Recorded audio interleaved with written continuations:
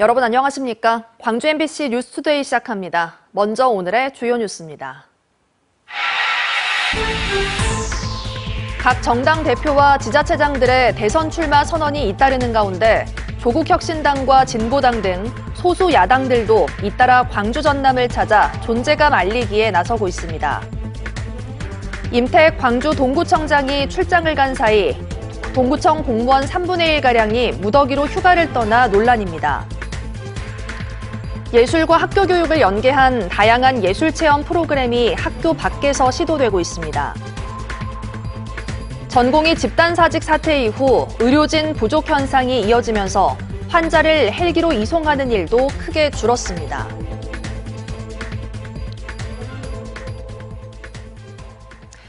광주 동구청의 전체 공무원 가운데 3분의 1가량이 무더기로 휴가를 떠나면서 행정 공백 등 논란이 일고 있습니다. 제주항공 여객기 참사와 탄핵 집회, 경남 지역의 산불 등 잇따른 비상근무에 지친 공무원들이 휴가를 떠난 것으로 보이는데요. 논란이 일자 간부들은 연차를 반납하고 부랴부랴 업무에 복귀했습니다. 보도에 김영찬 기자입니다. 광주 동구청의 한 사무실 자리 곳곳이 비어 있습니다. 지난 3일부터 9일까지 동구청의 간부급 공무원 등을 비롯해 직원 270명, 하루씩 개선할 때 연인원 500명이 휴가와 연가를 냈습니다. 전체 직원 740여 명 중 3분의 1이 자리를 비운 겁니다. 지난해 같은 기간과 비교하면 휴가 사용자는 61% 증가했습니다. 주민들의 시선은 그리 곱지만은 않습니다. 다 대처를 해놓고 갔겠지 하지만 그것도 그렇지만 그것도 너무한 것 같아요. 아니 그렇게 많이 자리를 비워버리면 시민들이 불편하잖아 일볼 때. 임택 동구청장도 지난 3일부터 7박 9일 일정으로 스위스와 프랑스 등의 출장으로 자리를 비웠습니다. 임 청장의 해외 출장 시기에 간부들마저 대거 자리를 비우자 일각에선 기강회의라는 지적도 나옵니다. 타 구청에서도 극히 드문 사례라고 꼬집습니다. 대체님 안 계시죠? 그렇게까지는 안 갈 것 같은데. 개인적으로 뭐 사정이 있으면 쓰겠지만은 그렇게 많은 수가 하는 경우는 없는 것 같아. 동구청은 지난해 말부터 제주항공 참사와 주말 금남로 탄핵 집회, 경남 산불 등 잇따른 비상근무에 직원들의 피로가 누적돼 그동안 가지 못했던 휴가를 낸 것으로 보고 있습니다. 또한 남은 직원들이 업무에 공백이 생기지 않도록 만전을 기했다는 입장입니다. 직원들이 연가를 낼 때는 업무 대행자를 꼭 지정하게 돼 있습니다. 그래서 업무 담당자가 없더라도 업무 공백 없이 정상적인 민원 처리 또 업무 처리가 될 수 있도록 그렇게 하고 있고요. 논란이 일자 부구청장과 주요 간부들은 연차를 반납하고 곧바로 업무에 복귀했습니다. 임택 동구청장은 이번 사안을 무겁게 받아들인다며 앞으로 이런 사례가 재발하지 않도록 더욱 신경 쓰겠다고 밝혔습니다. MBC 뉴스 김영창입니다. 오늘도 맑고 포근한 봄 날씨가 예상됩니다. 현재 서해안 지역을 중심으로 짙은 안개가 나타나긴 했지만 위성 영상상으로 아주 깨끗한 하늘 드러난 상태고요. 종일 맑은 날씨가 이어지면서 특히 낮 동안은 활동하기 무난하겠습니다. 하지만 내일부터는 거센 비바람이 예상됩니다. 남해안과 동부 내륙을 중심으로 내일 낮부터 밤 사이 최고 50mm의 비가 지나겠고요. 그 밖에 광주와 전남 지역에서도 5에서 30mm가량의 비가 지날 것으로 보입니다. 무엇보다 강한 바람이 불겠습니다. 순간 풍속 시속 70km 안팎의 거센 강풍이 예상되는 만큼 시설물 점검을 미리 잘 해두셔야겠습니다. 오늘은 기온도 매우 높게 오르겠습니다. 아침 기온은 7도 안팎으로 어제보다 5도가량 낮게 시작했지만 한낮 기온은 무려 24도 안팎까지 치솟으면서 5월만큼이나 포근한 날씨가 예상됩니다. 낮 최고 기온은 어제보다 5도가량 높은 수준입니다. 날씨 정보였습니다. 오는 6월 3일로 대통령 선거가 확정되고 정치권은 분주합니다. 4.2 재선거에서 담양군수를 배출한 조국혁신당은 지역을 찾아 다시 한번 입지를 다졌는데요. 대권 주자로는 지난 8일 더불어민주당 김두관 전 국회의원에 이어 어제는 진보당 후보 2명이 광주를 찾아 경쟁의 시작을 알렸습니다. 김초롱 기자가 보도합니다. 조국혁신당 지도부가 국립 5.18 민주묘지를 참배합니다. 조국당은 지난 2일 담양군수 재선거에서 3.6%포인트 차이로 더불어민주당을 꺾고 당선자를 배출하기도 했습니다. 저희를 지지해 주신 담양 군민 여러분께 진심으로 감사드립니다. 담양 군민의 선택은 호남에서 정치 혁신을 이룩하라는 준엄한 명령으로 이해하고 있습니다. 대선 후보에 대한 질문에는 조국당이 야당에 제안한 오픈 프라이머리, 즉 완전 국민 경선제는 사실상 추진이 어렵게 된 것으로 보인다며 논의가 필요한 부분이라고 답했습니다. 조국당은 이날 오후 첫 지역구인 담양에서 최고위원회를 열고 지역 현안을 논의했습니다. 진보당에서는 2명의 대선 후보 출마자가 광주를 찾았습니다. 강성희 전 국회의원과 김재현 진보당 상임대표는 민주묘지를 참배하고 광주 광산구에서 유세를 시작했습니다. 서민들을 위한, 노동자를 위한, 청년들을 위한 개헌이 만들어지는 단초가 이제 내란 세력의 완전한 청산과 함께 새로운 대한민국 평등 공화국으로 더불어민주당은 이재명 전 대표가 영상을 통해 진짜 대한민국을 만들겠다며 대선 출마를 공식 선언했고, 같은 날 국민의힘 한동훈 전 대표도 합리적인 중도층이 늘어야 한다며 출마의 뜻을 밝혔습니다. 이따르는 출마 선언과 함께 정치권 인사들이 속속 호남을 찾으면서 본격적인 대선 경쟁이 시작됐습니다. MBC 뉴스 김초롱입니다. 5.18 세단체와 5.18 기념재단이 공동으로 성명을 내고 이완규 법제처장에 대한 헌법재판관 지명을 즉각 철회하라고 한덕수 권한대행에게 요구했습니다. 5.18 단체들은 성명에서 과거 이 처장이 5.18 유공자로 인정받았지만 최근에는 윤석열 정권과 보조를 맞추며 헌정 질서를 훼손하는 각종 국정 운영에 협력해왔다며 이같이 촉구했습니다. 어제 오전 11시 40분쯤 광주 광산구의 한 주민체육시설 수영장에서 60대 여성이 심정지 상태로 발견돼 병원으로 이송됐지만 숨졌습니다. 경찰은 여성이 수영 강습 중 잠수를 하다가 의식을 잃었다는 목격자의 진술 등을 토대로 정확한 경위를 조사 중입니다. 광주고법 형사 1부 김진환 고법판사는 폐업한 모텔에서 금품을 훔치려다 발각되자 업주를 살해한 혐의로 기소된 60대 남성 임모 씨에 대한 항소심에서 1심과 같이 무기징역을 선고했습니다. 재판부는 피고인이 법정에서는 잘못을 반성한다고 했지만 재판부에 제출한 반성문을 보면 여전히 피해자의 잘못을 탓하고 있어 제대로 반성하고 있는지 의문이 든다고 밝혔습니다. 임 씨는 지난해 6월 광주 서구 양동의 한 폐업한 모텔에 들어가 60대 업주를 둔기로 수차례 내리쳐 살해한 혐의로 기소됐습니다.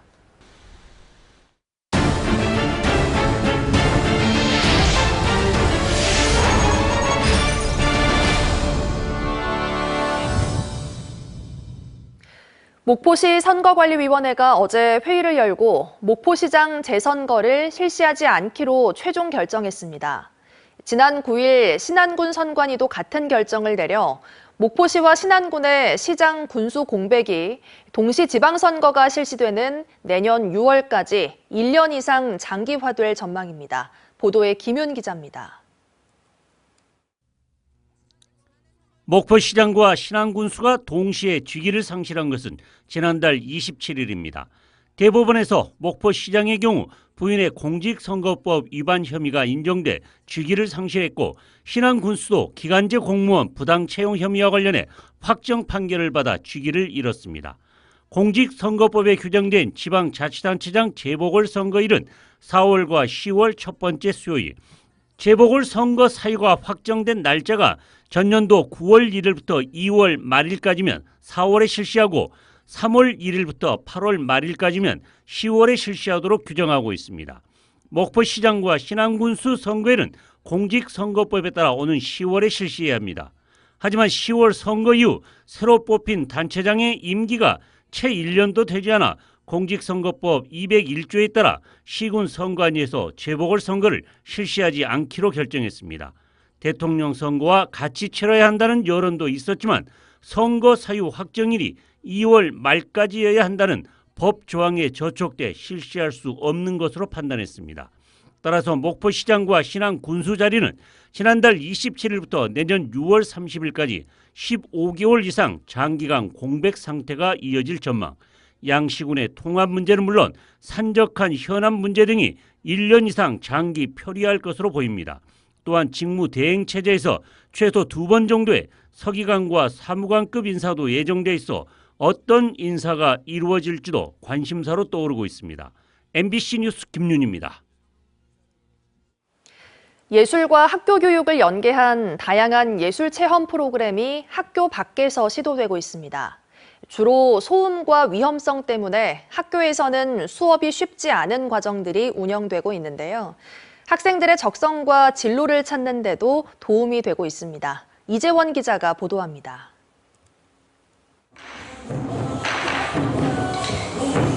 흥겨운 노래에 맞춰 능숙하게 줄무늬 난타를 두드리는 학생들. 멋진 추임새와 함께 웃고 있는 얼굴 표정에서는 제법 연주자의 느낌이 풍겨납니다. 여기 와서 해보니까 뭔가 체험학습도 온 것 같고 엄청 기분이 좋아요. 다른 층에서는 뮤지컬 수업이 한창입니다. 율동을 함께 맞추고 노래를 한 목소리로 담아내며 차세대 뮤지컬 스타의 꿈을 키워갑니다. 어떻게 뮤지컬 하는지랑 어떻게 연기를 하는지랑 노래 어떻게 부르는지 배웠어요. 모두 광주학생 예술 누리터에서 운영되는 프로그램으로 학교 교육과 연계성을 특징으로 하고 있습니다. 음악과 연계된 난타뿐만 아니라 국어와 체육이 결합된 뮤지컬, 그리고 위험성 때문에 학교에서는 수업이 어려운 목공 등 11개 프로그램을 통해 학생들이 진로와 적성을 찾을 수 있도록 지원하고 있습니다. 이 프로그램들이 학교 교육 과정에 기반해서 만들어진 프로그램들입니다. 학교에서 경험하지 못한 여러 가지 프로그램들을 배움으로써 그리고 체험함으로써 학생들이 보다 감수성을 향상시키고 오는 11월까지 진행되는 프로그램에 참여하는 초중학교는 모두 86곳. 3,000명 이상의 학생들이 학교별로 일주일씩 수업에 참여할 수 있고 마지막 날에는 공연과 함께 작품 전시를 통해 결과물을 공유하도록 구성되어 있습니다. 이와 함께 다음 달부터는 가야금과 드럼 등 악기를 배울 수 있는 지역연계 프로그램이 매주 토요일 운영될 예정입니다. MBC 뉴스 이재원입니다. 광양만권에 물을 공급하는 1, 2, 3단계에 이어 광양 4단계 공업용수도 공급 사업이 최근 기획재정부의 예비타당성 조사를 통과했습니다. 사업 타당성이 확보됨에 따라 빠르면 2028년부터 공사가 시작되는데요. 2032년 이후 여수 지역의 공업용수난 해소에도 큰 도움이 될 것으로 기대됩니다. 최우식 기자가 취재했습니다. 광양만권 용수 공급 사업은 지난 1974년 착공해 89년에 완공된 광양 1단계 사업을 시작으로 2008년까지 3단계 사업이 완료됐고 2018년부터 10년 동안 1단계 노후관로 개량 공사가 진행됐습니다. 수어댐과 이사천으로부터 생활용수와 공업용수를 공급받고 있는데 특히 공업용수는 올해 하루 19만 톤, 2035년 이후에는 하루 20만 톤 이상이 부족할 것으로 우려됩니다. 하지만 주암댐 계통의 원수 추가 확보는 한계가 있고 현재의 관로만으로는 추가 공급도 어려워 추가 대책 마련이 절실한 상황입니다. 광양 3단계 이후 4단계 사업은 2022년 예비타당성 조사 대상 사업에 선정됐지만 용수 수용량에 대한 이견으로 최근 3년 만에 첫 관문을 통과했습니다. 그동안 여수 국가산단은 가뭄이 올 때마다 물 공급이 제한되면서 기업들이 안정적인 물 공급에 차질을 겪어왔습니다. 이번 광양 4단계 공업용수도 사업이 기재부 예비 타당성 조사를 통과함으로써 기반시설 확충이 시급한 여수 국가산단은 물론 율촌 1산단의 활성화와 율촌 2산단 조기 조성을 위해서도 꼭 필요한 사업이 첫 단추를 끼운 셈입니다. 환경부와 수자원공사는 2032년까지 2,128억 원을 들여 이사천 취수장에서 여수 국가산단까지 하루 10만 6천 톤의 공업용수를 추가 공급할 계획입니다. 여수시도 이번 사업의 효과가 상당한 만큼 후속 절차가 신속하게 추진될 수 있도록 행정 지원에 주력하기로 했습니다. 본 사업이 추진이 되면 하루 약 10만 톤 규모의 치수장과 46km의 도수관로가 주암댐으로부터 여수 국가산단 지역까지 설치되게 됩니다. 지금부터 행정 절차를 진행해서 28년부터 본격적인 착공이 시작될 수 있도록 환경부와 수자원공사에 적극 건의하겠습니다. 광양 4단계 공업용 수도 공급 사업은 여수와 광양 산업단지의 향후 기업 입주와 투자 유치에도 큰 도움이 될 전망입니다. MBC 뉴스 최우식입니다. 검찰이 이정선 광주시 교육감을 입건하고 측근 수사에 나선 가운데 지역 교육단체가 교육청 내 인사청탁 의혹을 제기했습니다. 광주 교사노조는 어제 보도자료를 내고 검찰이 수사 중인 이정선 교육감의 측근은 퇴직 전까지 주요 보직에 있으면서 인사청탁 대가로 금품을 받았다는 의혹이 제기되고 있다고 주장했습니다. 그러면서 노조는 지금이라도 늦지 않았으니 이 교육감은 강도 높은 공직 내부 감찰을 결단해야 한다고 강조했습니다. 광주시가 인공지능 정책을 위한 국비 반영을 정부 등에 촉구했습니다. 강 시장은 어제 오전 국회에서 기자회견을 열고 인공지능 연구 등을 위한 그래픽 처리 장치 GPU를 10,000개 확보할 것과 국가 AI 데이터 센터의 장치 전체를 가동할 예산 확보 등을 촉구했습니다. 또 정부가 추진 중인 국가 AI 컴퓨팅 센터를 광주에 유치해야 한다며 광주는 인공지능 경험과 풍부한 전력 등 강점을 가졌다고 강조했습니다. 기아 오토랜드 광주가 하반기부터 생산하는 전기차 EV5의 성공적인 양산을 다짐했습니다. 기아 오토랜드 광주는 임직원들이 참석한 가운데 결의대회를 열고 양산 일정에 맞춰 EV5가 성공적으로 출시될 수 있도록 노사가 힘을 모으자고 다짐했습니다. EV5는 준중형의 SUV 차량으로 광주 공장에서 생산하는 첫 전용 전기차 모델입니다.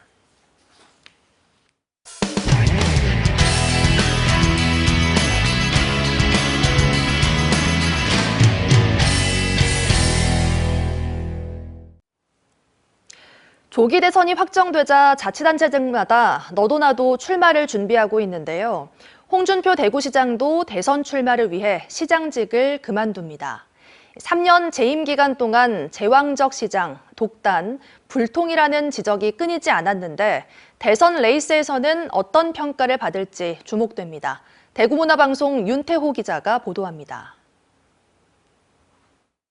지난 2022년 6월 1일 지방선거에서 홍준표 대구시장 후보는 78.75%의 압도적인 득표율로 대구시장에 당선됐습니다. 대선 주자급 거물 정치인 홍 시장에 대한 시민들의 기대감이 작용한 것으로 보입니다. 시민을 받들고 섬기는 공복이어야 마땅하지만 실제 모습은 제왕이었습니다. 먼저 비판 언론을 공격 대상으로 삼았습니다. 쓴소리하는 언론에는 취재 거부라는 전대미문의 폭거를 휘두르고 예산으로 언론을 길들이려 했습니다. 알 권리와 권력 감시, 비판이라는 언론, 특히 공영방송의 역할은 제왕의 칼춤 앞에서 무참히 무너졌습니다. 기자들에게 자기 검증을 강요하게 만들고 우호적인 기사를 생산하게 되면 광고를 주고 길들이게 하는 대구시장의 권한은 시민에게서 나오는 것이고 최소한 상식에 맞게 행사해야 한다는 비판은 안중에도 없었습니다. 법원조차도 취재 거부는 법적 근거가 없어 취재를 방해하면 안 된다고 결정했지만 사과 한마디 없었고 책임을 떠넘기기에 급급했습니다.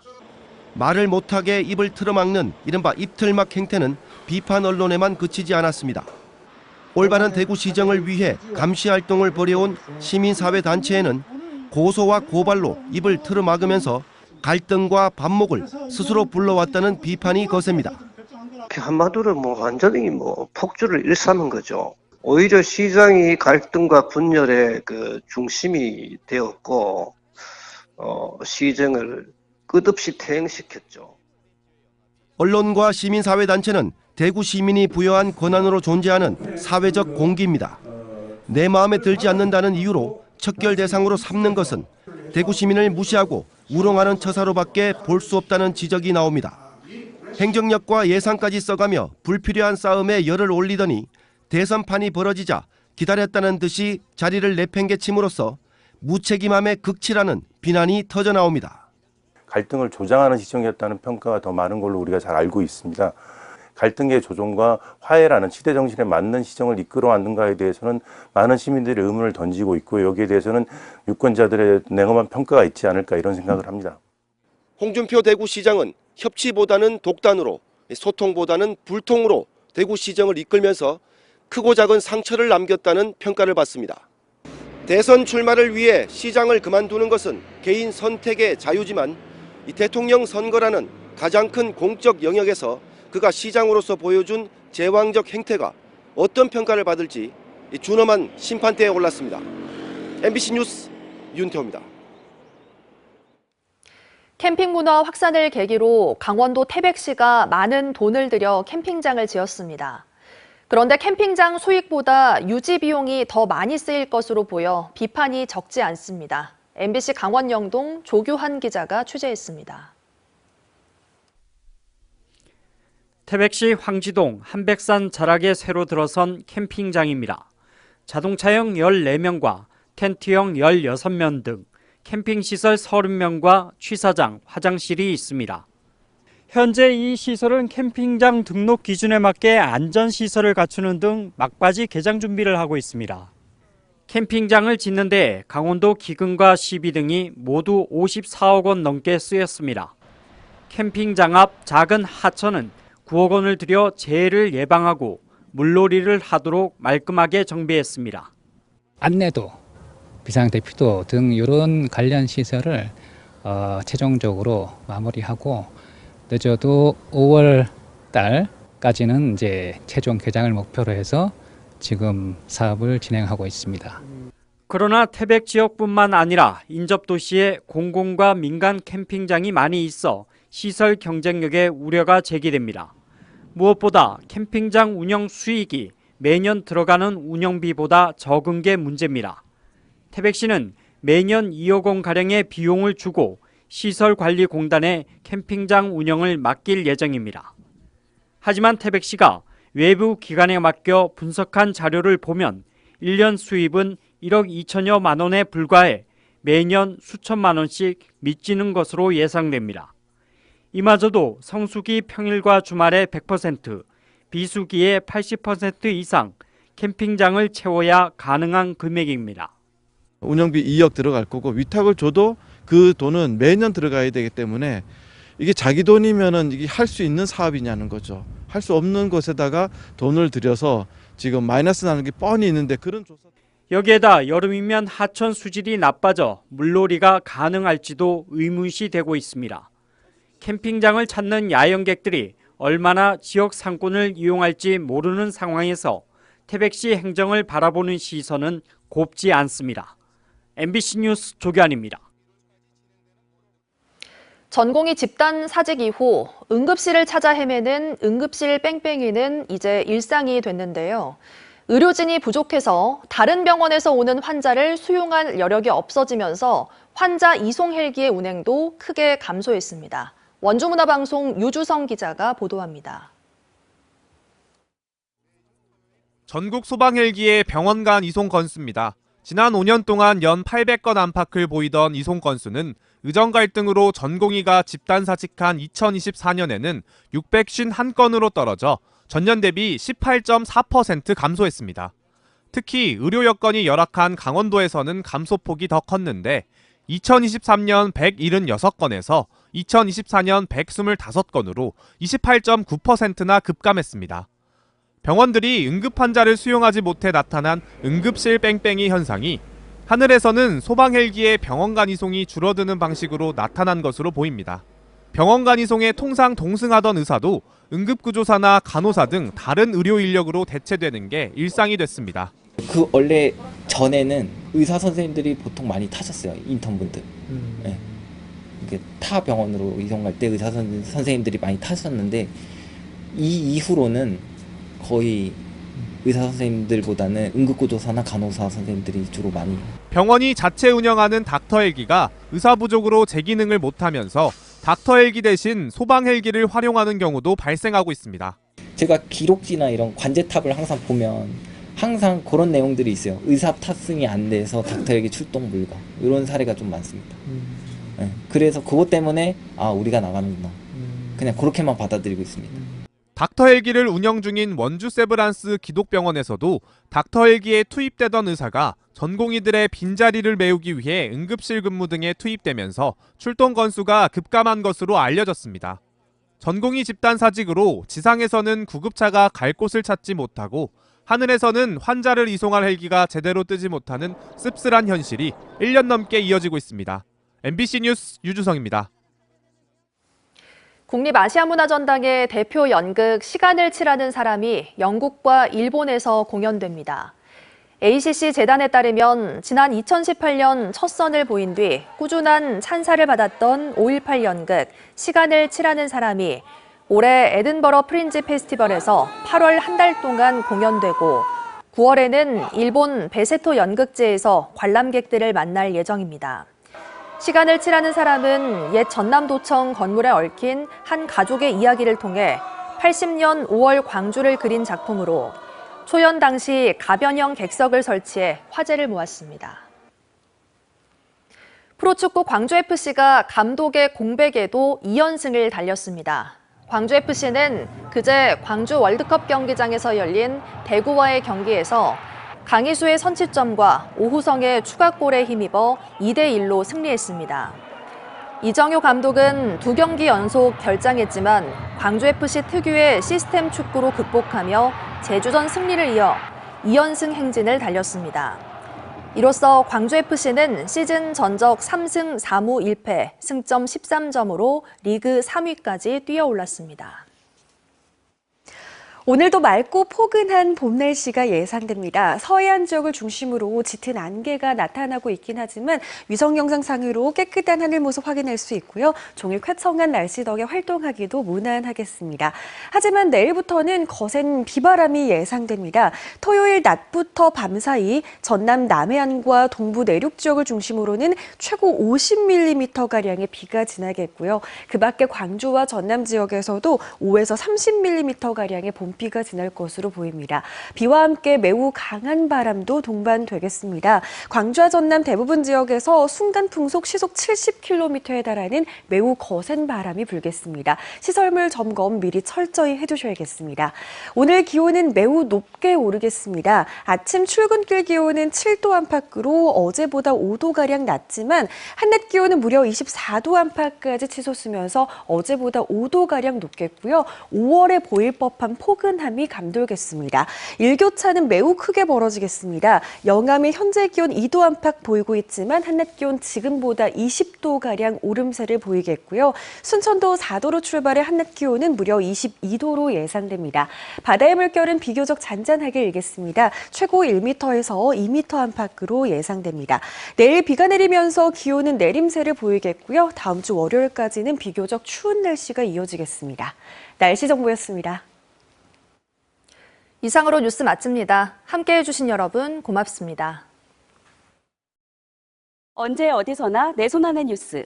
광주 MBC 뉴스 유튜브 구독으로 함께하세요.